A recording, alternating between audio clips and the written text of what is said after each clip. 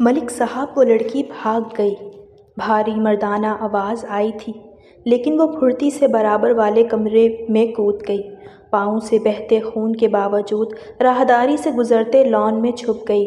سبطین خانزادہ چونکا تھا۔ اندھیرے کے باوجود لان میں اسے کوئی سایہ دکھائی دے رہا تھا۔ جیسے ہی اس حصے میں آیا، درخت کے پیچھے چھپی سفید کپڑے پہنے لڑکی کو دیکھ کر چونک گیا۔ اے لڑکی، کون ہو تم؟ وہ سیاہ آنکھیں لیے خوف زدہ سی اسے دیکھے جا رہی تھی۔ کیسے بتاؤں کہ میں بول نہیں سکتی؟ تبھی سبطین کی نظر اس کے زخمی پاؤں پر پڑی تھی۔ کچھ بتاؤں گی یا میں پولیس بلاؤں؟ دھمکی پر وہ اشارے کر رہی تھی۔ ریا گونگی تھی۔ سبطین اس بات سے انجان، غصے میں اس کے کانچ کا ٹکڑا پوری شدت سے اس کے پاؤں میں لگا تھا۔ لمحے بھر میں خون فرش کو لال کر گیا تھا، لیکن اسے خون سے زیادہ اس وقت اپنی عزت کی فکر تھی۔ کھڑکی سے بآسانی کود کر وہ باہر جا سکتی تھی۔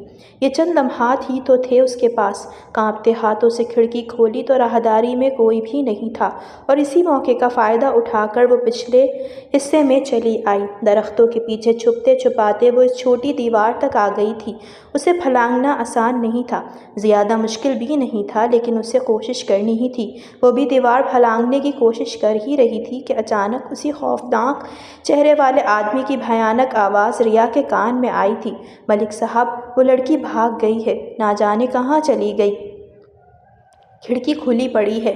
جواب میں ملک صاحب کو غصے سے چیختی ہوئی آواز اس کی جان نکالنے کے لیے کافی تھی۔ پکڑو اسے، ابھی تو قیمت بھی وصول نہیں کی اور بھاگ گئی۔ وہ یہیں کہیں ہوگی۔ بھاگتے دوڑتے قدموں کی آواز نے اسے دیوار پھلانگنے پر مجبور کیا تھا۔ پلک جھپکتے میں وہ ایک بنگلے سے دوسرے بنگلے تک پہنچنے میں کامیاب ہو گئی تھی۔ زمین پر دھم سے گرنے کی ایک دم آواز آئی اور پھر چاروں طرف خاموشی چھا گئی۔ اس معصوم کا دل خوف سے کانپ رہا تھا۔ یہ خدشہ تھا کہ کہیں ملک صاحب کے آدمی یہاں نہ پہنچ جائیں، اسی لیے وہ درختوں کے پیچھے چھپنے کی ناکام کوشش کر رہی تھی۔ لان میں ہلکا اندھیرا تھا۔ نہ جانے یہ بنگلہ کس کا تھا، وہ کچھ نہیں جانتی تھی، لیکن چھپنے کے لیے شاید اس سے بہترین جگہ نہیں۔ وہ اس درخت کی گھنی شاخوں میں پناہ لے کر گہرے گہرے سانس لے رہی تھی۔ سبطین ملک بیڈ روم کی کھڑکی میں کھڑا کافی کے چھوٹے چھوٹے سپ لے رہا تھا، جب اس کی نظر کسی سائے پر پڑی تھی۔ اندھیرا ہونے کی وجہ سے اسے سایہ واضح تو دکھائی نہ دیا، لیکن شاید اسے وہاں پر کسی کی موجودگی کا گمان ہوا تھا۔ کوئی بھی ہو سکتا تھا، چور، ڈاکو۔ رات کا 1 بج رہا تھا۔ کھڑکی میں سے ہی اس نے چوکیدار کی طرف دیکھا، جو کرسی پر بیٹھا اونگھ رہا تھا۔ غصے میں وہ خود ہی نیچے چلا آیا اور لان میں پہنچ گیا۔ اچانک ہی سرسراہٹ سی ہوئی تھی، جیسے کوئی ایک جگہ سے دوسری جگہ گیا ہو۔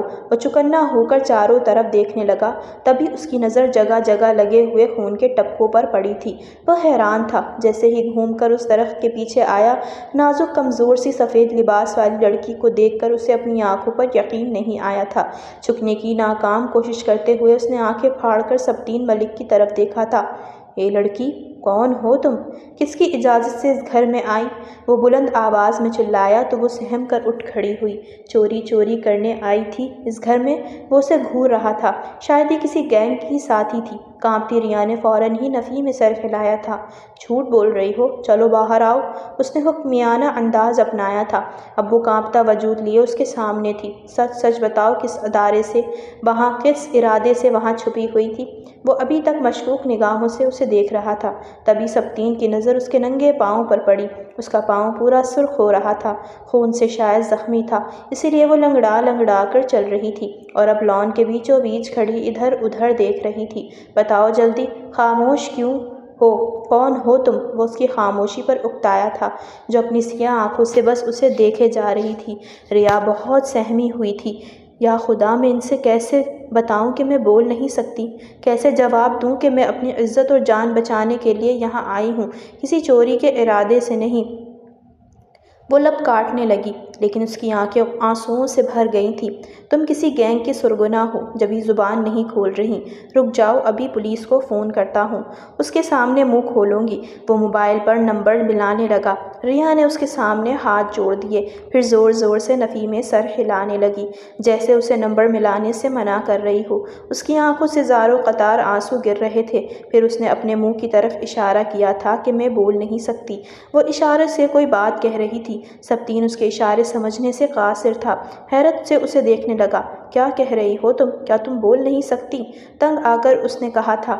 ریا نے فوراً ہی سر ہاں میں ہلایا، پھر اشاروں سے کہنے لگی، دوسرے بنگلے میں اسے لایا گیا تھا، وہ اپنی عزت بچا کر یہاں آئی ہے، خدا کے لیے میں چور نہیں ہوں۔ وہ ہاتھ باندھے اس کے سامنے کھڑی، جبکہ وہ اشاروں پر حیرت سے آنکھیں پھاڑے اسے دیکھے جا رہا تھا۔ کوئی بھی بات اس کے پلے نہیں پڑ رہی تھی۔ تھوڑی ہی دیر بعد ان کا گیٹ زور زور سے بجنے لگا۔ چوکیدار ہڑبڑا کر اٹھا تھا۔ رات کے 2 بج رہے تھے، لیکن گیٹ پر ہونے والی دستک پر ریا بری طرح سہم کر اس کے پیچھے چھپ گئی تھی۔ تبھی چوکیدار چلا آیا۔ صاحب جی، برابر والے بنگلے سے جواد خان آیا تھا، کہہ رہا تھا کہ کوئی لڑکی تو یہاں نہیں آئی ہے۔ جواد خان جو ملک دلاور شاہ کا زرخرید غلام تھا، نہ تو ملک دلاور کی شہرت اچھی تھی اور نہ اس کے غلام کی۔ وہ یقیناً اسی لڑکی کے بارے میں پوچھنے آیا تھا جو شکل سے بہت معصوم اور پھر بے زبان بھی تھی۔ وہ سبطین خانزادہ کے لمبے چوڑے وجود کے پیچھے چھپ کر نظر بھی نہیں آ رہی تھی۔ وہ کچھ سوچنے پر مجبور ہوا، تبھی نفی میں سر ہلا کر کہنے لگا، نہیں، یہاں کوئی لڑکی نہیں آئی ہے، اور ان سے کہیں دوبارہ اس وقت ہمارا دروازہ بجانے کی ضرورت نہیں۔ اگر دوبارہ نیند خراب کی تو اچھی بات نہیں ہوگی۔ سبطین کے جواب پر ریا کی جان میں جان آئی تھی۔ ایک تو ملک صاحب کا خوف تھا، دوسری طرف پاؤں کے زخم نے اسے نڈھال کر دیا تھا۔ پھر وہ اندر جانے لگا، لیکن پیچھے کھڑی لڑکی کسی بت کی طرح ساکت کھڑی تھی، جیسے وہ بالکل بے آسرا و لاوارث ہو۔ سبطین ایک لمحے کے لیے پلٹ کر دیکھنے لگا۔ اسے یقین نہیں آ رہا تھا کہ سامنے کھڑی لڑکی بے زبان ہے، وہ بول نہیں سکتی یا جان بوجھ کر کوئی ڈرامہ تو نہیں کر رہی۔ اس کے ذہن میں اچانک ایک سوچ آئی تھی، پھر ہاتھ کے اشارے سے اسے آگے بلایا تھا۔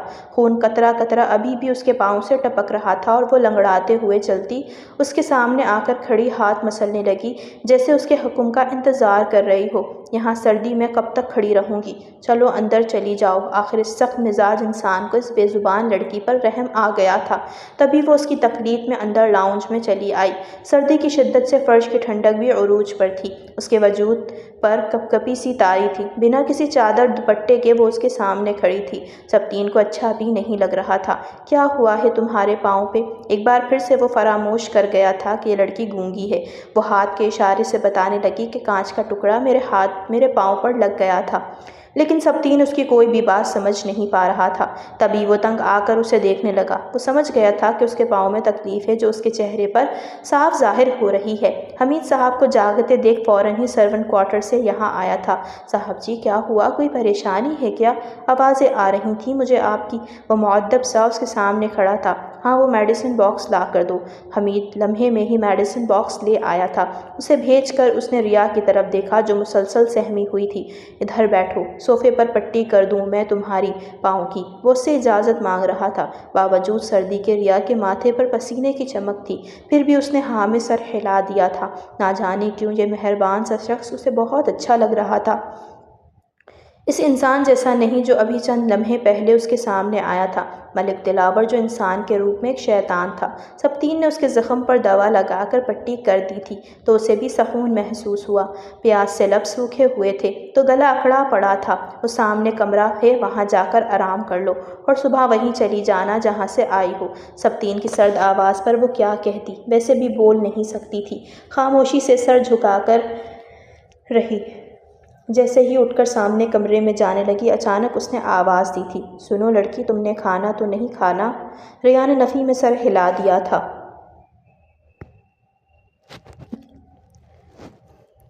وہ خاموشی سے اسی کمرے کی طرف چلی گئی تھی۔ شکر تھا کہ آج کی رات اس کی عزت محفوظ رہی۔ کہاں تک اپنی جان اور عزت چھپاتی؟ سگی خالہ جلاد بن گئی تھی تو باہر کی دنیا بھی کسی بھیڑیے سے کم نہ تھی۔ خاموشی سے بیٹھ کر بیٹھی ہوں آنسو بہانے لگی۔ کمرہ بڑا صاف ستھرا تھا، عجیب سی مہک آ رہی تھی۔ کتنا سکون تھا اس گھر میں، لیکن صرف آج کی رات وہ یہاں ہے، اس کے بعد اس کا ٹھکانہ کون سا ہوگا نہیں جانتی تھی۔ وہ تھی تو بے زبان، لیکن بلا کی خوبصورت، سنہری رنگت، کانچ جیسی خوبصورتی، آنکھیں دبلی پتلی جسامت، خوبصورتی کی چمک اس کے پورے سراپے پر تھی۔ جب بھی تو جو دیکھتا چونک جاتا، اور جب دیکھنے والے کو پتہ چلتا کہ لڑکی گونگی ہے تو یقین ہی نہ آتا کسی کو۔ اتنی حسین لڑکی، وہ بھی بے زبان، دیکھنے والے کی نیت بھی بدل جاتی اور انداز بھی۔ لیکن ریا پہچانتی تھی لوگوں کو، غلیظ نظروں کو۔ جب سگے خالو نے اسے نہ بخشا تھا تو پھر باہر کی دنیا کیسے چھوڑ دیتی، اور خالہ نے اس کے ساتھ کیا کیا کیا تھا۔ اس سوچ کر ایک بار پھر اس کا دل تڑپ اٹھا تھا۔ ہاتھوں کی پشت سے اس نے آنسو صاف کرے وہ ابھی لیٹنے ہی لگی تھی کہ اچانک دروازے پر دستک ہوئی تو سہم گئی۔ آنے والا سبتین ہی تھا جو اس کے لیے کھانا لے کر آیا تھا۔ یہاں ایک رات کی مہمان ہوں تو سوچا کہ تمہاری خاطر تواضع کر دوں۔ مجھے لگتا ہے کہ تم بھوکی ہو۔ وہ لب کچلتی سیدھی ہو کر بیٹھ گئی تھی۔ تم سچ میں بول نہیں سکتی یا پھر کوئی ناٹک کر رہی ہو؟ اسی لیے تاکہ تمہیں اتنا کچھ بتانا پڑے اور نہ میں تم سے کچھ پوچھوں۔ سبتین کی آنکھوں میں اس کے لیے شک تھا۔ ریا نے اپنے گلے پر ہاتھ رکھا، پھر اشارے سے کہنے لگی کہ میں سچ کہہ رہی ہوں، میں بول نہیں سکتی۔ اس کی آنکھیں بھری ہوئی تھیں۔ اچانک اچھا کھانا کھا لو، لیکن مجھے ایک بات بتاؤ، کیا تم ملک دلاور کے بنگلے سے بھاگ کر یہاں آئی ہو؟ وہ تھوڑی دیر خاموش رہی، پھر ہاں میں سر ہلا دیا۔ وہ اسے کیسے بتاتی پوری کہانی؟ وہ بول نہیں سکتی تھی، جبکہ سبتین کے انداز میں تجسس تھا۔ نہ جانے کیوں یہ بے زبان لڑکیوں سے بہت اچھی لگ رہی تھی۔ وہ اس شاندار بنگلے کا اکیلا مالک تھا، کروڑوں کا بزنس۔ 4 سال پہلے اس نے شادی کی تھی نتاشا علی سے، اپنی پسند کی، لیکن وہ ہر چیز برداشت کر لیتا، دھوکے بازی نہیں۔ اور نتاشا اس کے ساتھ یہی کر رہی تھی۔ وہ نہ صرف اپنے پہلے بوائے فرینڈ سے رابطے میں تھی، بلکہ مسلسل اس کے ساتھ رشتے میں ہوتے ہوئے جسمانی تعلقات بھی قائم کیے ہوئی تھی۔ جب یہ بات سبتین کو پتہ چلی تو اسے کئی دنوں تک یقین نہیں آیا تھا۔ بتانے والا کوئی اور نہیں بلکہ اس کا وفادار ملازم حمید ہی تھا۔ وہ صاحب جی کے زندگی میں کوئی خیانت برداشت نہیں کر سکتا تھا۔ وہ صرف اس کے لیے نوکری نہیں بلکہ ایک وفادار دوست سے کم نہیں تھا۔ حمید نے بڑی مشکل سے اسے یہ بات بتائی تو وہ خاموش سا ہو گیا، لیکن جب اپنی آنکھوں سے یہ سب دیکھا تو اس نے لمحہ نہ لگایا تھا نتاشا کو ڈائیورس دینے میں۔ دل تو چاہ رہا تھا کہ خود کو بھی شوٹ کر لے اور اسے بھی، اور ساتھ اس کے بوائے فرینڈ کو بھی۔ کس قدر بے شرمی اور ڈھٹائی سے وہ عورت اس کے سامنے کھڑی تھی۔ کیوں کیا پھر تم نے یہ سب؟ کہ اس کے سامنے سوال کر رہا تھا۔ بھال جھٹکتے ہوئے نتاشا لاپرواہی سے کہنے لگی، تو کیا کروں؟ تمہارے پاس تو وقت نہیں ہے مجھے دینے کے لیے، اور دوسری بات میری بھی کچھ خواہشیں ہیں جو تم پوری نہیں کر سکتے، اسی لیے میں مجبور ہوئی تھی، اور ہماری سوسائٹی میں یہ سب چلتا ہے۔ سبتین تم کیوں ایسا کر رہے ہو؟ لیکن سبتین نے 3 لفظ کہہ کر اسے ہمیشہ کے لیے اپنی زندگی سے بے دخل کر دیا تھا۔ تب سے اس نے فیصلہ کیا تھا کہ اپنی زندگی میں وہ کبھی کسی عورت کو جگہ نہیں دے گا۔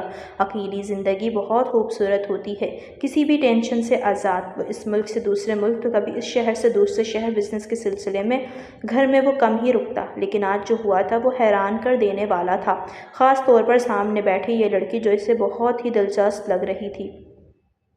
وہ جاننا چاہتا تھا کہ آخر ملک دلاور سے اس کا کیا کنیکشن تھا۔ وہ اس کے بنگلے سے بھاگ کر یہاں کیوں آئی؟ اس کے پاؤں پر لگے چوٹ چادر اور دوپٹے سے بے نیاز وجود، ننگے پاؤں جس طرح وہ درخت کے پیچھے چھپ کر بیٹھی تھی، بہت ڈری سہمی لگ رہی تھی، جبکہ ملک دلاور کا وفادار نوکر اسے تلاش کرتا پھر رہا تھا۔ کوئی تو بات تھی۔ اب جب کہ یہ لڑکی گونگی تھی، بول نہیں سکتی تھی، تو یقیناً یہ کچھ بتائے گی بھی نہیں۔ لیکن ریا اس کی نظروں سے گھبرا رہی تھی۔ کیا تمہیں لکھنا پڑھنا آتا ہے؟ بالآخر اس کی سوئی اس بات پر اٹکی تھی تو ریا نے ہاں میں سر ہلا دیا۔ اچھا مجھے بتاؤ، تم اس جیسے درندے انسان کے ہاتھ کیسے لگی؟ وہ حیرت سے پوچھ رہا تھا، لیکن سامنے بیٹھی لڑکی نے رونا شروع کر دیا۔ وہ ہچکیوں سے رو رہی تھی۔ اس بے زبان لڑکی کو یوں روتے دیکھ وہ اور زیادہ گھبرا گیا۔ کبھی اٹھ کر باہر جانے لگا۔ اچھا ٹھیک ہے، میں تم سے کچھ نہیں پوچھوں گا، پلیز تم کھانا کھاؤ، میں باہر جا رہا ہوں۔ یہ کہتے ہی وہ باہر چلا گیا تھا، لیکن ریا نے اپنے آنسو صاف کر لیے۔ اتنی تکلیف اسے اپنے زخم پر نہیں ہو رہی تھی جو بہت گہرا تھا، لیکن اپنے ماضی کو سوچ کر وہ اپنے دل کو 1000 ٹکڑوں میں کٹتا ہوا محسوس کر رہی تھی۔ تھوڑا سا کھانا زہر مار کر وہ تکیے کے سہارے بیٹھی تھی، تبھی اس کی نظر سائڈ ٹیبل پر رکھی ایک ڈائری پر پڑی۔ اس کے اندر ایک پین بھی موجود تھا۔ ریا کے اندر بہت سے الفاظ جمع تھے، کیونکہ وہ الفاظ ہونٹوں سے ادا نہیں کر سکتی تھی۔ اس نے قلم کا سہارا لیا اور پھر سبتین خانزادہ کو سب کچھ بتانے کا فیصلہ کیا۔ آج پھر یاسمین بیگم خالہ کے سامنے دامن پھیلانے آئی تھی۔ دیکھ زہرا، میرا اسد ریا کو بہت پسند کرتا ہے، آج تو اس کا رشتہ پکا کر دے، وہ اس کے سامنے التجا کر رہی تھی۔ زہرا بیگم نے گھور کر ریا کو دیکھا تھا جو کچن میں کھڑی برتن دھو رہی تھی۔ اس کے چمکتے حسن نے سب کو ہی دیوانہ بنا رکھا تھا، پھر حسد کیا چیز ہے؟ یاسمین بیگم بیٹے کی خواہش جانتے ہوئے ہی خالہ کے سامنے دامن پھیلانے آئی تھی۔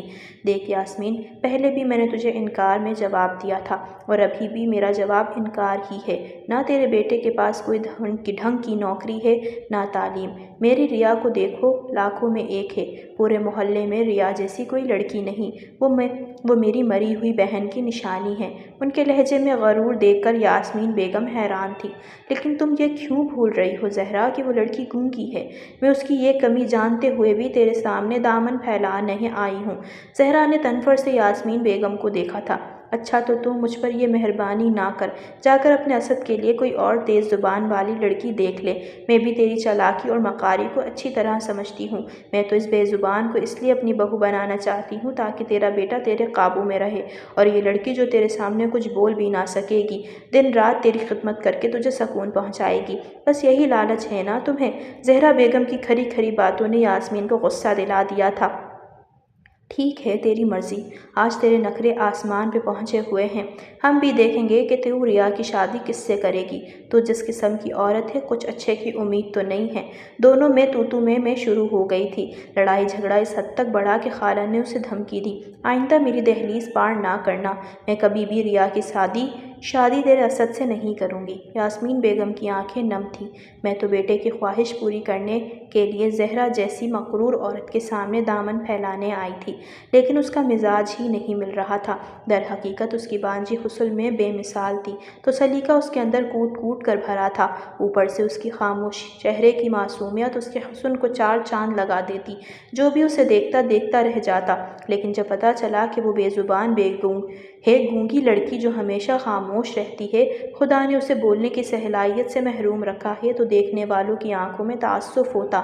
اتنا مکمل حسن، لیکن اتنی بڑی خامی کے ساتھ۔ ماں باپ تو بچپن میں ہی مر گئے تھے، خالہ نے ہی اسے پال پوس کر جوان کیا تھا، لیکن ان کے گھر کا ماحول انتہائی خراب تھا۔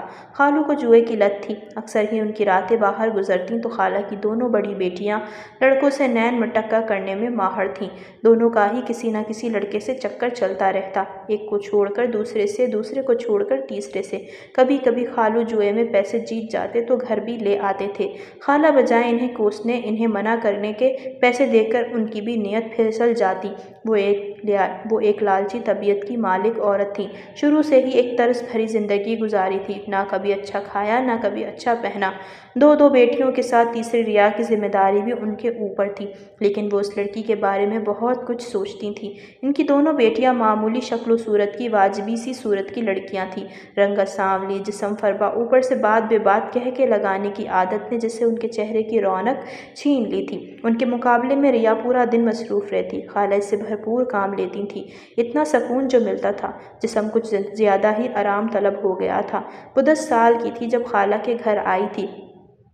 جب تک امی زندہ رہیں، انہوں نے اسے پڑھانے کے لیے اسپیشل بچوں کے اسکول میں داخل کروا دیا تھا، جہاں گونگے بہرے بچوں کو تعلیم دی جاتی تھی۔ لیکن وہ بلا کی ذہین تھی۔ وہ پیدائشی گونگی نہیں تھی، بلکہ جب 7 سال کی تھی تو ایک دوائی کے غلط ری ایکشن کی وجہ سے اس کے دماغ کا نروس سسٹم بری طرح متاثر ہوا۔ اس قدر وہ بیماری اس کے دماغ پر اثر انداز ہوئی کہ وہ بولنا ہی بھول گئی۔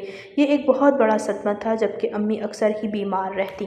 وہ اس کا مکمل علاج بھی نہ کروا سکی تھی، لیکن اپنی بیٹی کو پڑھانے کی خواہش میں وہ اسے تعلیم دلوا رہی تھی۔ کیا معلوم تھا کہ وہ خود ایک دن دنیا چھوڑ کر چلی جائیں گی۔ جب وہ خالہ کے گھر آئی تو خالہ نے اس کی تعلیم پر کوئی خاص توجہ نہیں دی تھی، لیکن ایک دن اس نے اشارے سے خالہ کو بتایا تھا کہ وہ بھی پڑھنا چاہتی ہے۔ جب انہوں نے محلے میں رہنے والی ایک لڑکی کے پاس اسے بھیجنا شروع کر دیا۔ ذہین تھی، اسی لیے بہت جلد لکھنا پڑھنا جان گئی تھی، اکثر ہی کتابیں بھی پڑھتی رہتی۔ لیکن خالہ کی دونوں بیٹیاں جیا اور سویرا اس کا مذاق اڑاتی۔ اگر وہ کبھی ان دونوں سے بات کرنے کی کوشش کرتی تو وہ جان بوجھ کر ایسی ایکٹنگ کرتی کہ ہمیں کچھ سمجھ نہیں آ رہی۔ کیا کہہ رہی ہو تم؟ بتاؤ ذرا بتاؤ۔ وہ معصوم سمجھ ہی نہ پاتی کہ یہ دونوں اس کا مذاق اڑا رہی ہیں، حالانکہ سب کچھ صاف سمجھ آتا تھا۔ وہ اشاروں میں بات کرنا سیکھ گئی تھی، لیکن وہ اور بات تھی کہ سوائے خالہ کے اور کسی کو یہ اشارے سمجھ نہیں آتے تھے۔ جب 19-20 سال کی ہوئی تو خالہ اس کا حسن دیکھ کر چونک گئی۔ وہ بلا کی خوبصورت تھی، اتنی خوبصورت کہ اس کا گونگا پن اس کے حسن کی چمک کو مانند نہیں کر سکتا تھا۔ گھر کے حالات خراب تھے، لیکن خالہ کو اپنی دونوں بیٹیوں کو بہانے کی فکر تھی۔ ابھی وہ ریا کے بارے میں تو سوچنا بھی نہیں چاہتی تھی، کیونکہ جیا اور سویرا اس سے 4-5 سال بڑی تھی۔ لیکن ایک دن رات کے اندھیرے میں خالو نے بڑی عجیب بات کہی تھی زہرا بیگم سے۔ آج وہ نشے کی حالت میں نہیں تھے، بلکہ زہرا بیگم سے بڑی میٹھی میٹھی باتیں کر رہے تھے۔ تجھے اپنی بیٹیوں کی فکر ہے، جوان ہو گئی ہیں۔ زہرا بیگم ہاتھ مسلتے ہوئے کہنے لگی، کاش تو یہ فکر کر لیتا تو میں آج اتنی پریشان نہ ہوتی۔ گھر کے حالات دیکھوں، کھانے کے لالے پڑے ہیں، ایسے میں کہاں سے کروں گی میں ان دونوں کی شادی؟ دیکھ زہرا بیگم، ایک ایسا ہیرا ہے تیرے گھر میں جو تیری زندگی بدل سکتا ہے۔ میں کہتی ہوں لاکھوں روپے تیرے گھر کا راستہ دیکھ لیں گے۔ ایسی قسمت بدلے گی تو خود میرا احسان مانگے گی۔ وہ بڑی مکاری سے کہہ رہے تھے، اچھا کون سا تو نے مجھے ہیرے جواہرات کے ہار پہنائے ہیں جو میرے پاس اتنی قیمتی چیز پڑی ہوگی؟ رحیم بڑی عیاری سے مسکرا رہا تھا، ہیرے پہ تو نے محنت کی ہے، اب قیمت وصولنے کا وقت ہو گیا ہے۔ اگر تو نے میرا تھوڑا سا ساتھ دے دیا تو ہم دونوں کی قسمت بدل جائے گی، بلکہ ہماری بیٹیاں بھی بڑے شان سے رخصت ہو کر اس گھر سے جائیں گی۔ زہرا بیگم شوہر کی بات پر حیران تھی۔ کیوں پہیلیاں بھجوا رہے ہو؟ صاف کہو کیا کہنا چاہتے ہو؟ رحیم نے اس کے ذرا قریب آ کر کان میں سرگوشی کی تھی۔ دیکھ جو تیری بھانجی ہے نا، یوں سمجھ کہ ہمارے ہاتھ کوہ نور کا ہیرا لگا ہے۔ کیا فائدہ ہوگا؟ تو اس کی شادی کر اور اسے یہاں سے رخصت کر دے گی، اور اسے پالنے کا، اس پہ خرچ کرنے کا تجھے کچھ فائدہ بھی نہیں ہوگا۔ تو اپنی زندگی کے بارے میں سوچ، اپنی بیٹیوں کے بارے میں۔ اگر میرا ساتھ دے تو تیرا وقت بدل جائے گا۔ زہرا، ارے تو مجھے کچھ بتاؤں گے بھی یا پھر باتیں ہی کرتے رہوں گے؟ در حقیقت زہرا بیگم بھی پرجوش ہو گئی تھیں۔ پھر رحیم نے جو اسے کہا وہ یہ بات سن کر سوچ میں پڑ گئیں۔ آج سے نہیں، بہت سالوں سے اس کا آنا جانا نادرہ بائی کے کوٹھے پر تھا۔ یہ بات زہرا بیگم بھی جانتی تھیں۔ اچھا وہ تیری نادرہ بائی لے گی اسے؟ وہ جانتی نہیں کہ یہ گونگی ہے؟ ارے اسے بولنے والی گڑیا یا نہ بولنے والی گڑیا نہیں، بلکہ اس کی خوبصورتی چاہیے ہوتی ہے، اور تیری بانجی تو چمکتا ہوا نگینہ ہے۔ رحیم کی آنکھوں میں حرص کی چمک تھی۔ دولت پانے کی خواہش تو زہرا بیگم کی آنکھوں میں بھی تھی، ایسے میں خود کو کیسے اس خواہش سے روک سکتی تھی؟ بیوی کی خاموشی پہ رحیم اور شیر ہو گیا تھا۔ اس کا مطلب ہے کہ تجھے میری بات پر اعتراض نہیں؟ اچھا کتنے دے رہی ہے تیری وہ نادرہ بائی اس گونگی کے؟ رحیم نے جو رقم بتائی اسے سن کر زہرا بیگم کی آنکھیں پھٹی کی پھٹی رہ گئی تھیں، جبکہ دوسرے کمرے میں بیٹھی معصوم ریا نہیں جانتی تھی کہ اندر بیٹھے اس کے اپنے اس کی قسمت کا فیصلہ کر رہے ہیں، اس کے جسم کی قیمت لگا رہے ہیں۔ اس کی آنکھوں میں کوئی خواب، کوئی خواہش نہیں تھی۔ اس سے اپنے دل کی باتیں کبھی کسی سے نہیں کہی تھی، ہاں بس چپکے سے ایک ڈائری میں وہ اپنے آپ سے باتیں کیا کرتی تھی۔ ریا کی زندگی، اس کا دل کسی بھی جذبات سے خالی تھا۔ وہ خود کو ایک روبوٹ سمجھتی تھی۔ خالہ کے گھر میں رہنے کے باوجود اسے احساس ہوتا کہ وہ ایک شدید کمی کا شکار لڑکی ہے۔ سب لوگ اسے دیکھ کر ترس کھاتے ہیں تو کوئی اس کا مذاق اڑاتا ہے۔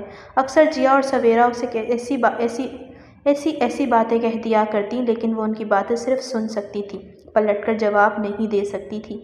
لیکن وہ معصوم کیا جانتی تھی کہ اب زندگی میں اس کے ساتھ مزید برا ہونے والا ہے، جب رحیم اسے نادرہ بائی کے کوٹھے پر لے جا کر بدلے میں اس سے 20 لاکھ وصول کرنے والا ہے۔ دوسرے دن ہی زہرا نے برتن دھوتی ریا کو دیکھا تھا۔ چل برتن چھوڑ ریا، جلدی سے تیار ہو جا، اور وہ گلابی والا سوٹ پہن لے جیا کا، میں نے نکال کر رکھا ہے۔ وہ حیران تھی، اشارے سے پوچھ رہی تھی کہ خالہ کہاں جانا ہے، لیکن زہرا بیگم نے اسے گھور کر دیکھا تھا۔ زیادہ سوال جواب نہیں کیا کر جو وہ ریا کو جھڑکتے ہوئے زہرا بیگم نے 2 منٹ میں اسے وہ کرنے پر مجبور کر دیا تھا جو وہ کہہ رہی تھی۔ تھوڑی ہی دیر بعد تیار ہو کر بیٹھی تھی۔ جیا اور سویرا اسے دیکھ کر ہنس رہی تھیں۔ ان کے لہجے میں دبی دبی سی ہنسی تھی جس سے وہ پریشان سی ہو کر انگلیاں چٹکا رہی تھی۔ تھوڑی دیر بعد خالہ نے اسے برقع پہننے کو کہا تھا۔ اب وہ برقع پہن کر بالکل تیار ہو گئی تھی۔ جب رحیم آیا تو زہرا بیگم کو دیکھ کر خوش ہو گیا۔ واہ، آج تو نے میری بات مان کر میرا دل خوش کر دیا ہے۔ جب واپس آؤں گا تو تیری آنکھوں میں صرف خوشی ہوگی۔ جیا اور سویرا بھی بے تابی سے اپنے ابا کی واپسی کا انتظار کر رہی تھی۔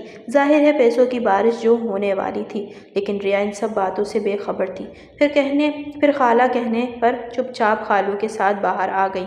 وہ کچھ فطرت کا بھی اچھا نہیں تھا۔ ہمیشہ ہی ریا کو محسوس ہوتا خالو کی نگاہیں اس پر ٹھیک نہیں، لیکن بس اسے کبھی موقع نہیں ملا تھا، اور آج وہ اس کے ساتھ رکشے میں بیٹھی عجیب سے احساسات لیے دل میں سوچنے پر مجبور تھی کہ آخر خالو اسے کہاں لے کر جا رہے ہیں، اور خالہ نے اسے اتنا تیار کیوں کروایا ہے۔ یہ سب سوال اس کے منہ پھولے کھڑے تھے، لیکن رکشا جب اسے لائٹ ایریا کے پوش علاقے میں رکا تو اس کی آنکھیں حیرت سے پھٹی رہ گئیں، لیکن رحیم نے اسے اپنے پیچھے آنے کو کہا تھا۔ وہ اسے کوٹھے پر لے آیا تھا۔ جیسے ہی نادرہ بائی کے کمرے میں جانے کی اجازت ملی تو وہ خوشی خوشی ریا کو ان کے پاس لے آیا۔ لو میڈم تمہارا ہیرا میں لے آیا ہوں، اب مجھے مالا مال کر دو تو اسے دیکھ کر خوش ہو جائے گی۔ نادرا بائی نے پان کھاتے ہوئے عجیب نظروں سے ریا کی طرف دیکھا تھا جو برقع پہنے کھڑی تھی۔ یہ جو 2 گز کا تمبو پہن کر آئی ہے، پہلے اسے تو اتروا، میں بھی تو دیکھوں تیرے اس نگینے کو جیسے تو کوہ نور کا ہیرا بولتا آیا ہے۔ ان کی گفتگو سے ریا کو کراہیت محسوس ہو رہی تھی، لیکن وہ خالو کا حکم ماننے پر مجبور تھی جب وہ اسے سخت لہجے میں کہنے لگے، چل لڑکی برقع اتار دے، تیری رونمائی ہونے والی ہے۔ ریا نے ان کے کہنے پر اپنے آپ کو پردے سے آزاد کر دیا تھا اور اس کا حسن کوٹھے پر کھڑی ساری لڑکیوں کی آنکھوں کو خیرہ کر رہا تھا۔ یہ حقیقت تھی، نادرا بائی کے کوٹھے پر ریا کے مقابلے کی ایک بھی لڑکی نہیں تھی۔ وہ اسے دیکھ کر خوش ہو گئی تھی۔ اسے خوش ہوتا دیکھ رحیم کی بھی بانچیں کھل گئیں۔ ایک اور خوشخبری سن لے، یہ لڑکی گونگی ہے، کوئی واویلا بھی نہیں کرے گی، چپ چاپ تیری بات مانے گی۔ ریا کو صاف پتہ چل گیا تھا کہ اس کے بارے میں کیا باتیں ہو رہی ہیں۔ اسے یقین نہیں آ رہا تھا کہ سگی خالہ خالو اس کے ساتھ یہ کر سکتے ہیں۔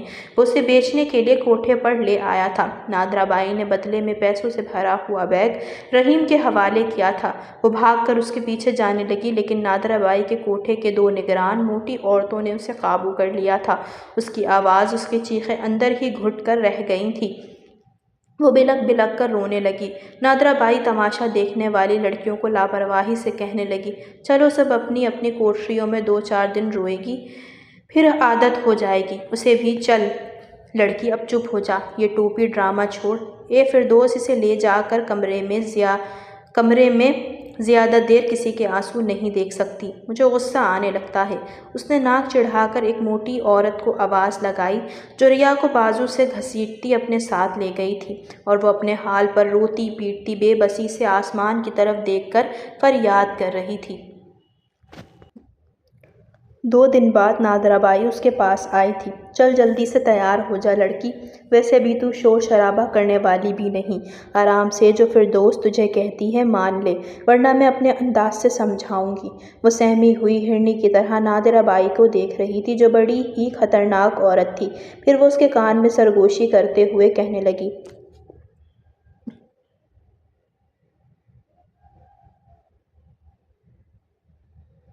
آج ملک صاحب کو تجھے خوش کرنا ہے، اس نے ہمیں لاکھوں روپے دیے ہیں، اسے ایسی لڑکی چاہیے جو پہلے چھوئی ہوئی نہ ہو۔ ملک صاحب ہمارے پرانے گاہک ہیں، اس لیے تجھے اس کے بنگلے پر جانا ہوگا۔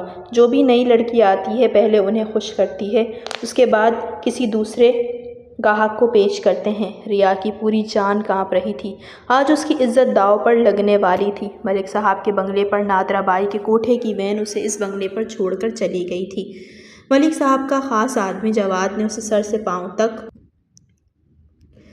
تک دیکھا تھا، پھر ہونٹوں پر زبان پھیری، پہلے ملک صاحب اپنا دل بہلائیں گے، اس کے بعد شاید مجھے بھی موقع دے دیں۔ وہ بڑی خباثت سے سوچ رہا تھا، بڑی ہی دبلی پتلی ہرنی جیسی آنکھوں والی یہ لڑکی جسے دیکھ کر کسی بھی مرد کی رال ٹپک جائے۔ ملک صاحب اسے دیکھ کر خوش ہو گئے، پھر جواد نے اسے کمرے میں جانے کا اشارہ کیا۔ یہ لڑکی تو بالکل ہی نہیں بول رہی ملک صاحب، ورنہ لڑکیاں آتی ہی آپ کی خوشامد کرنے لگ جاتی ہیں۔ وہ تعجب کا شکار تھا۔ ملک دلاور زور سے ہنسا تھا، ارے کیسے بولے گی بیچاری، گونگی ہے یہ لڑکی، اچھا ہے کوئی شور شرابہ نہیں کرے گی، آج اس کی پہلی رات ہے۔ جواد ملک صاحب، پھر اپنے اس خاص وفادار کو بھی ایک موقع دیجیے گا، وہ التجا کر رہا تھا۔ دونوں مکاری سے ہنس رہے تھے، شیطان بھیڑیے جیسے لوگ ایک معصوم لڑکی کی عزت خراب کرنے والے تھے، لیکن وہ لڑکی جو اپنی عزت بچانے کی سرتوش کوشش کرتی اس کمرے کی کھڑکی کو دیکھ رہی تھی۔ کھڑکی تھوڑی اونچائی پر تھی، چڑھنے کی کوشش میں اچانک ہی گلاس زمین پر گر گیا تھا، کانچ کے ٹکڑے فرش پر بکھرے تو اس کے پاؤں میں بھی لگ گئے تھے، لیکن آج کے بعد شاید یہ موقع دوبارہ کبھی نہ ملتا، تبھی تو اتنی اونچی کھڑکی ہونے کے باوجود اس نے چھلانگ لگانے میں وقت نہ لگایا تھا۔ وہ گونگی تھی، بول نہیں سکتی تھی، لیکن اس کے ہاتھ پاؤں سلامت تھے۔ جب تک جان باقی تھی وہ اپنی عزت بچانے کے لیے کوئی بھی رسک لینے کو تیار تھی۔ جواد شور مچا رہا تھا، ملک صاحب لڑکی بھاگ گئی، لیکن اس نے پلٹ کر بھی نہ دیکھا تھا، یوں ہی دیوار پھلانگ کر وہ سبتین خانزادہ کے بنگلے میں پہنچ گئی تھی، اور اب اس کے کمرے میں بیٹھی ڈائری پر وہ ساری باتیں تحریر کر رہی تھی جو اس کے اپنوں نے اس کے ساتھ دغا بازی کی تھی۔ وہ جانتی تھی نہ صرف ملک دلاور شاہ بلکہ نادرا بائی کے خطرناک کارندے بھی اسے تلاش کریں گے۔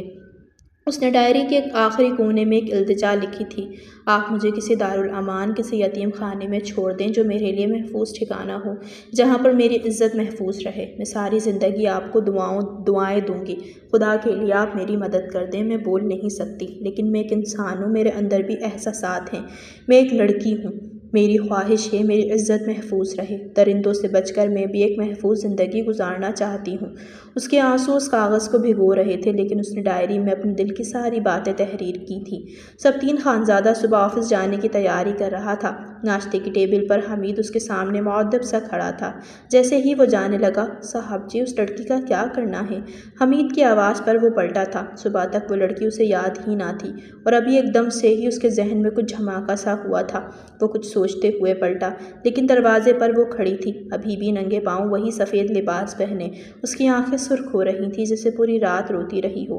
تبھی وہ 2 قدم چلتا اس کے سامنے آیا۔ شام کو تیار رہنا، میں تمہیں کسی دارالامان یا یتیم خانے میں چھوڑ دوں گا۔ وہ اسے اشارے سے سمجھانے کی کوشش کر رہا تھا، لیکن ریا اس کی آواز سن رہی تھی۔ وہ گونگی تھی، بہری تو نہیں۔ اس نے سبطین کی باتوں پر سر ہلایا، پھر وہ حمید کی طرف پلٹا۔ اس لڑکی کو ناشتہ دے دیجیے گا، یہ سمجھ لیجیے گا کہ ہماری مہمان ہے ایک دن کی۔ یہ کہہ کر وہ آفس چلا گیا تھا، جبکہ وہ جلدی سے واپس کمرے میں آ گئی۔ حمید نے دروازہ بجایا تو وہ گھبرا گئی۔ اب کسی مرد پر اعتبار نہ رہا تھا، لیکن جو مرد ابھی تھوڑی دیر پہلے اس گھر سے باہر گیا تھا، نہ جانے کیوں دل چاہ رہا تھا کہ اس کی حفاظت میں رہے اور کہیں باہر نہ جائے۔ ناشتے کی ٹرالی حمید نے اندر سرکا دی تھی اور خود واپس مڑ گیا تھا۔ صاحب جی کی مہمان تھی، اس لیے سوال ہی پیدا نہیں ہوتا تھا کہ وہ اسے آنکھ اٹھا کر بھی دیکھے۔ وہ ساتھ ساتھ ناشتہ کرتی، ساتھ ساتھ رو بھی رہی تھی۔ آنکھوں سے ٹپکتے آنسو دل کی کیفیت بتا رہے تھے۔ اس نے اس شخص کو اپنے بارے میں سچ بتانے کے لیے اتنی لمبی بات ڈائری میں لکھ دی تھی، لیکن اسے کہاں شوق تھا اس کے بارے میں جاننے کا، یعنی کہ آج آخری دن ہے اس گھر میں، اور پھر کوئی دوسرا ٹھکانہ، کیا پتہ وہ جگہ میرے لیے محفوظ ہو۔ یہی سوچ کر اپنے آپ کو مطمئن کرتی رہی۔ شام کو ہی سبطین آفس سے آیا تھا، بڑے آرام سے لاؤنج میں بیٹھ کر چائے پی رہا تھا، جب حمید کہنے لگا، صاحب جی، وہ لڑکی تو آج پورا دن کمرے میں بند رہی۔ یہ سن کر وہ چونکا تھا، پھر کہنے لگا، ہاں ٹھیک ہے، وہ اس گھر میں اسے کیسے رکھ سکتا ہے؟ اس گھر میں کوئی عورت بھی نہیں، نہ ہی وہ کسی ملازم عورت کو رکھتا تھا۔ 2 ملازم تھے، ایک چوکیدار اور دوسرا خانسامہ۔ تھوڑی دیر بعد اس نے ریا کو بلایا تھا۔ اب تم گونگی ہو، کچھ بول بھی نہیں سکتی، نہ اپنے بارے میں مجھے کچھ بتا سکتی ہو، اسی لیے میں نے فیصلہ کیا ہے کہ تمہیں کسی عورتوں کے دارالامان میں چھوڑ دیتا ہوں۔ چلو تم تیار ہونا، وہ سنجیدگی سے کہہ رہا تھا۔ ریا نے ہاں میں سر ہلا دیا۔ سامنے والا کمرہ سبطین خانزادہ کی والدہ کا تھا، جو اب اس دنیا سے رخصت ہو گئی تھیں، اسی لیے اس نے اپنی والدہ کی چادر نکال کر اس لڑکی کو دے دی تھی۔ تھوڑی دیر بعد اس کے ساتھ بیٹھی تھی اور وہ اسے عورتوں کے ایک مددگار شیلٹر ہوم میں چھوڑنے جا رہا تھا۔ یہاں اس کا نام ہی کافی تھا۔ انچارج اسے دیکھ کر مسکرائی تھی، پھر میٹھی اور مسکینی بن کر اس خوبصورت لڑکی کو دیکھنے لگی جس کا حسن غیر معمولی تھا۔ یہ لڑکی بے زبان ہے تو آپ کو اس کا بہت خیال رکھنا ہوگا، وہ انچارج کو ہدایت دے رہا تھا، لیکن ریا کو انچارج کی آنکھیں ٹھیک نہیں لگ رہی تھیں۔ وہ جس طرح للچائی نظروں سے اسے دیکھ کر مسکرا رہی تھی، ایسا لگ رہا تھا جیسے کوئی شکاری شکار کو دیکھ کر خوش ہوتا ہے۔ کہنے کو تو یہ ایک فاؤنڈیشن تھی، عورتوں کی محفوظ پناہ گاہ، لیکن اس کی آڑ میں جو غیر قانونی کام ہو رہے تھے، ان سب سے سبطین خانزادہ واقف نہیں تھا۔ آپ بے فکر رہیں، ہم اس کا بہت خیال رکھیں گے۔ یہاں ایسے اور بھی لڑکیاں ہیں، کسی کو ماں باپ خود بھیج دیتے ہیں تو کوئی لڑکی تنگ آ کر خود ہمارے پاس آ جاتی ہے، آپ اس کے لیے پریشان مت ہوئیے۔ انچارج نے تسلی دے کر سبطین کو مطمئن کر دیا تھا۔ اس نے جاتے جاتے ایک بار پلٹ کر دیکھا تھا، جو بہت خوفزدہ اور معصوم لگ رہی تھی، جسے کوئی چھوٹی بچی کسی بھول بھلیاں میں بھٹک گئی ہو۔ اس نے ایک بار آنسو بھری نظر اٹھا کر اس کی طرف دیکھا اور پھر دوبارہ نظریں جھکا لی۔ انچارج اسے اپنے پیچھے آنے کا کہہ رہی تھی، جبکہ سبطین نے واپسی گھر کی راہ لی تھی۔ دل ابھی بھی اس کا مطمئن نہیں ہوا تھا، نہ جانے یہ فاؤنڈیشن والے اسے بے زبان لڑکی کے ساتھ کیا سلوک کریں گے، لیکن انچارج نے تسلی دی تھی کہ یہاں پر عورتیں محفوظ رہتی ہیں۔ یہ سوچ کر وہ ڈرائیونگ کرنے لگا۔ ریا کی اس مددگار فاؤنڈیشن میں پہلی رات تھی، لیکن عورتیں اسے عجیب و غریب نظروں سے دیکھ رہی تھیں۔ 2-3 عورتیں آ کر اس سے باتیں کرنے لگیں تو انچارج نے جھڑکیاں لگا دیں، یہ گونگی ہے، بات نہیں کر سکتی، جاؤ تم سب اپنے اپنے بستر پر۔ وہ اس لڑکی کی نگرانی کر رہی تھی، کوہ نور کی طرح دمکتی ہوئی خوبصورت لڑکی اس کے بہت کام آ سکتی تھی۔ اس پر نظر رکھنی ہوگی، کہیں دوسری عورت اسے فاؤنڈیشن کا راز نہ بتا دے۔ اس فاؤنڈیشن میں آنے والی ہر نئی اور جوان لڑکی کو سب سے پہلے مالک کا بستر گرم کرنا ہوتا، اس کے بعد تو یہ معمول بن جاتا تھا۔ چندہ دینے والے، ٹرسٹ چلانے والے، ان لوگوں نے یہ اپنا دھندا بنا رکھا تھا، لیکن ان سب باتوں سے ریا انجان تھی، اس کے چہرے پر انجان جگہ پر رہنے کا ڈر موجود تھا۔ جیسے ہی انچارج ادھر ادھر ہوئی، ایک ادھیڑ عمر عورت اس کے پاس آئی تھی۔ تم تو بہت خوبصورت ہو اور کم عمر ہو، کون چھوڑ کر گیا ہے تمہیں یہاں؟ وہ سرگوشی میں کہہ رہی تھی۔ اوہ، میں تو بھول گئی، تم بول نہیں سکتی، گونگی ہو، کیا تم میری بات سن سکتی ہو؟ وہ بھی سارے سے پوچھ رہی تھی۔ ریا نے سر ہاں میں ہلایا تھا۔ وہ گونگی ضرور تھی لیکن بہری نہیں۔ بیٹا تم مجھے بہت معصوم لگ رہی ہو، ہر گناہ سے پاک، اسی لیے تمہاری بھلائی کے لیے کہہ رہی ہوں، یہاں سے بھاگ جاؤ، تمہارے ساتھ بہت برا کریں گے یہ فاؤنڈیشن والے، یہ انسان نہیں بھیڑیاں ہیں۔ یہ سن کر ریا کی آنکھیں پھٹی کی پھٹی رہ گئی تھی، جو اس کا دل کہہ رہا تھا وہی ہوا تھا۔ وہ آنسوؤں سے رونے لگی تو عورت نے اسے خاموش رہنے کا اشارہ کیا۔ چپ ہو جاؤ، ابھی انچارج آنے والی ہے، آج رات وہ تمہاری نگرانی کرے گی، لیکن کل رات تمہیں کہیں بھیجے گی، تمہارے پاس کل تک کا وقت ہے، کچھ کر سکتی ہو تو کر لو۔ وہ بے بسی سے اس عورت کو دیکھ رہی تھی۔ میں تمہیں اس لیے خبردار کر رہی ہوں کیونکہ تم بے زبان ہو، تمہارے ساتھ کچھ برا کیا تو تم کسی سے کچھ کہہ بھی نہیں سکوں گی، مجھے تم پر ترس آ رہا ہے۔ یہ کہتے ہی وہ جلدی سے اپنے بستر پر چلی گئی تھی، لیکن ریا کو ایسا لگا جیسے اس کے جسم میں جان نہ رہی ہو۔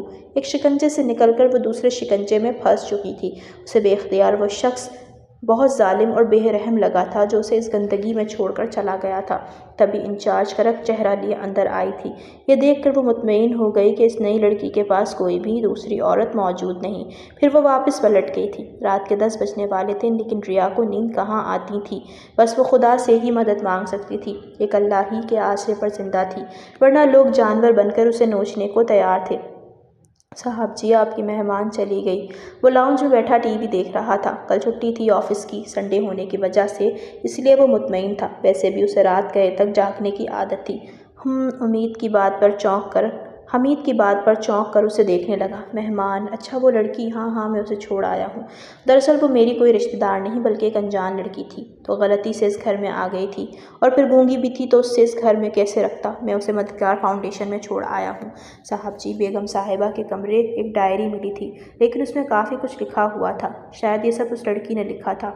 حمید کی بات پر وہ حیران رہ گیا۔ اچھا کہاں ہے وہ ڈرائیونگ اس کے ڈائری؟ وہ اس کے بارے میں جاننے کا سبطین کو تجسس تو تھا، لیکن وہ حیران تھا کہ وہ لڑکی شاید اپنے بارے میں سب کچھ بتا کر گئی ہے۔ حمید نے وہ ڈائری صاحب جی کو لا کر دی تھی۔ جو وہ اس کی تحریر پڑھتا رہا، آنکھیں حیرت سے پھیلتی جا رہی تھیں۔ اس نے تو جیسے اپنی زندگی کی ساری کہانی اس ڈائری پر لکھ دی تھی، شاید وہ پوری رات جاگتی رہی تھی۔ ڈائری پر الفاظ ایسے تحریر تھے جیسے موتی بکھرے ہوں۔ وہ گونگی ہونے کے باوجود بہت کچھ کہہ کر گئی تھی اور اسے آئینہ بھی دکھا گئی تھی۔ وہ بے چین سا اٹھا۔ میں نے ٹھیک فیصلہ کیا یا غلط؟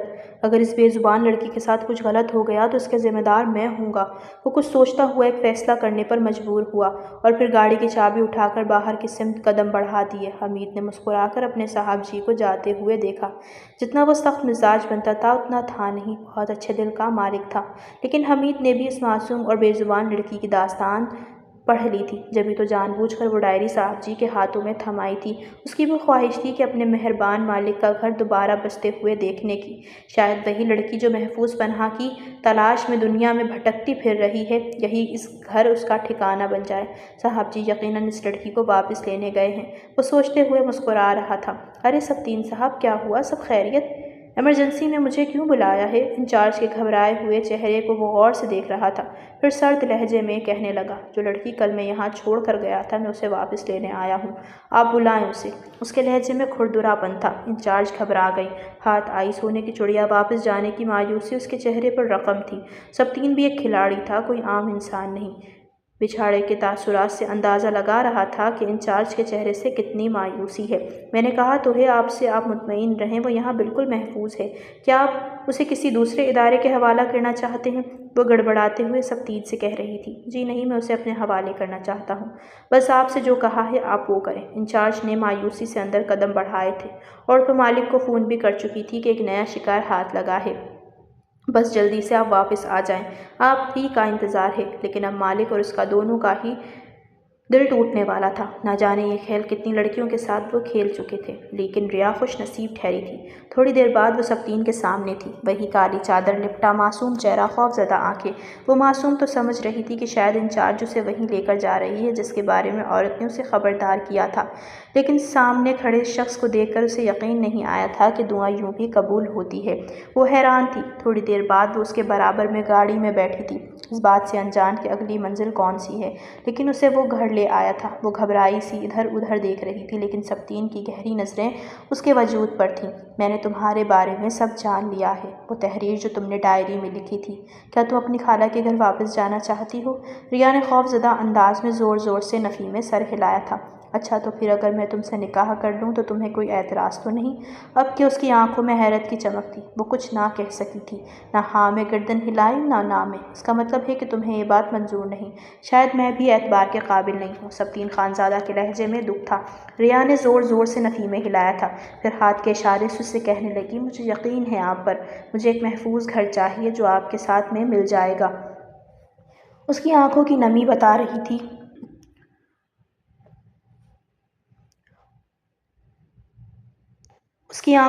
بتا رہی تھی کہ اسے سبطین کی بات پر کوئی اعتراض نہیں ہے۔ یہ سن کر وہ مسکرا دیا۔ اس کا مطلب ہے کہ تمہیں میرا ساتھ قبول ہے؟ ریا شرما گئی تھی، اسے اقرار کرتے ہوئے جھجک محسوس ہو رہی تھی۔ سبطین نے اس کا ہاتھ تھاما جو بہت سرد ہو رہا تھا، لیکن شرم و حیا سے کانپ رہا تھا۔ اب تم ہمیشہ اس گھر میں رہوں گی میری بیوی بن کر، کیونکہ باہر کی دنیا تم جیسی معصوم بے زبان لڑکیوں کو نوچ کھا جائے گی، اس لیے میں تمہیں یہاں اپنے پاس رکھوں گا، محفوظ، دنیا کی نظروں سے بچا کر۔ منظور ہے نا تمہیں؟ سبطین نے اس کی آنکھوں میں دیکھا جہاں شفاف موتی تھے، پھر اس نے ہاں میں سر ہلا دیا تھا۔ حمید نے سارا بندوبست کر دیا تھا، 1-2 خواتین عورتیں تو 2-4 مرد اس نکاح میں شریک تھے۔ سبطین خانزادہ ریا سے نکاح کرنے جا رہا تھا۔ وہ سادگی میں بھی اتنا حسین لگ رہی تھی کہ وہ اسے دیکھتا رہ گیا۔ نکاح کا جوڑا بھی وہ خود اپنی پسند سے لے کر آیا تھا۔ گھبرائی شرمائی سی لیکن بہت اپنی سبطین کی آنکھوں میں اس کے لیے چاہت تھی۔ نتاشا کے بعد اس کا عورتوں سے دل اکتا گیا تھا، لیکن یہ لڑکی سب سے الگ تھی، سب سے نرالی۔ اس کے معصوم چہرے پر فرشتے کسی معصومیت تھی، کوئی چالاکی، کوئی بناوٹ نہیں۔ اس کے پہلو میں بیٹھی وہ خود کو کتنا محفوظ سمجھ رہی تھی، بار بار دل میں خدا کا شکر ادا کرتی جس نے سبطین خانزادہ کا ساتھ دے کر اس کی زندگی آسان کر دی تھی۔ تھوڑی دیر بعد نکاح ہوا۔ حمید نے آج بھرپور کھانے کا بندوبست کیا تھا۔ سارے مہمان کھانا وغیرہ کھا کر چلے گئے، لیکن وہ اس کے کمرے میں بیٹھی گھبرا رہی تھی۔ سفید ہاتھوں میں لال چوڑیاں سجی تھیں۔ پھر سبطین دلچسپی سے اسے دیکھتے ہوئے کہنے لگا، دیکھو مجھے تمہاری بات سمجھ تو نہیں آتی، لیکن میں بہت جلد تمہیں سمجھنے لگ جاؤں گا۔ اس نے ریا کو خود سے قریب کیا۔ شرم و حیا سے وہ پوری طرح کانپ رہی تھی۔ سبطین خود کو اس کے قریب جانے سے روک نہ سکا تھا۔ وہ جانتا تھا کہ اس کی قربت میں وہ سکون ہے جس کے لیے وہ کافی عرصے سے بھٹک رہا تھا۔ ریا کی محبت اس کے دل کے کسی کونے میں آباد ہو گئی تھی۔ کوٹے سے ملنے والا پیسہ رحیم گھر لے کر جا رہا تھا، لیکن بیچ راستے میں ہی ڈکیتوں نے اسے گھیر لیا، ٹانگ پر گولی ماری اور پیسہ بھی چھین کر لے گئے۔ وہ لٹی پٹی حالت میں گھر پہنچا تھا۔ زہرا بیگم خوب بین کرتی رہیں، روتی رہیں۔ جیا اور سویرا کی حالت بھی بری تھی، لیکن وہ کیسے بھول گئی تھی اس نے اور اس کے شوہر نے ایک معصوم بے زبان لڑکی کے ساتھ غلط کیا تھا، اس کی قیمت وصول کی تھی، اسے نہج پر پہنچا دیا کہ وہ اپنی عزت بچاتی دنیا میں بھٹکتی پھر رہی تھی۔ حرام کا پیسہ کیسے ان کی عیاشی کا سبب بن سکتا تھا؟ مکافات عمل تو ہونا ہی تھا، پھر بھی دنیا والے باتیں بنا رہے تھے۔ ارے ریا، رات ہی رات گھر سے کہاں غائب کر دی اس عورت نے؟ ہمیں تو کوئی گڑبڑ لگ رہی ہے۔ جتنا منہ اتنی بات، لیکن نادرا بائی 2-4 دن بعد ہی رحیم کے پاس پہنچ گئی تھی۔ تیری وہ لڑکی جسے تو گونگی کہہ کر چھوڑ کر گیا تھا بڑی چالاک نکلی، میں نے جس کے حوالے کیا وہاں سے بھی بھاگ گئی، اب اس کی جگہ مجھے تیری بیٹی چاہیے۔ وہ آنکھوں میں آنکھیں ڈال کر کہہ رہی تھی۔ بڑی خطرناک عورت تھی۔ رحیم بے بسی سے اسے دیکھتا رہ گیا، جبکہ وہ 3 دن کا وقت دے کر چلی گئی تھی۔ سچ کہتے ہیں جو کسی کے ساتھ برا کرتا ہے بالآخر وہ برائی ان کے اوپر آ ہی گرتی ہے، اور ایسا ہی زہرا اور رحیم کے ساتھ ہوا تھا۔ سبطین سے شادی کر کے تو وہ پہلے سے بھی زیادہ نکھر گئی تھی۔ اس دن بھی لان میں بیٹھی کیاری سے گلاب کے پھول جمع کر رہی تھی۔ پھولوں کی خوشبو اسے مسحور کر دیتی تھی۔ وہ ماں بننے کے مرحلے سے جو گزر رہی تھی، سبطین کی زندگی جیسے مکمل ہونے والی تھی۔ ایک ننھے مہمان کا اضافہ ہونے والا تھا، ساتھ ہی ریا کی غربت نے اسے زندگی کا احساس دلایا تھا۔ وہ چپکے سے اس کے پیچھے آ کر کھڑا ہوا اور گلاب کا پھول اس کے بالوں میں سجا دیا۔ وہ حیران ہو کر پلٹی تھی، پھر مسکرانے لگی۔ خوبصورت چہرے پر خوشیاں بکھری ہوئی تھیں۔ سب تین نے اسے اپنی باہوں میں لے لیا۔ کیا کر رہی ہو پھولوں کے پاس؟ مغرب کا وقت ہونے والا ہے جانے من۔ کوئی جن عاشق ہو گیا تو میں کہاں جاؤں گا؟ وہ اسے گھیر کر اندر کمرے میں لے کر جا رہا تھا، جبکہ ریا ہنس رہی تھی، لیکن اس کی ہنسی بہت خوبصورت تھی، زندگی سے بھرپور۔ دونوں کی جوڑی بہت خوبصورت تھی۔ خدا نے جوڑا تخلیق کر کے دونوں کی زندگیاں حسین بنا دی تھیں۔ ختم شدہ۔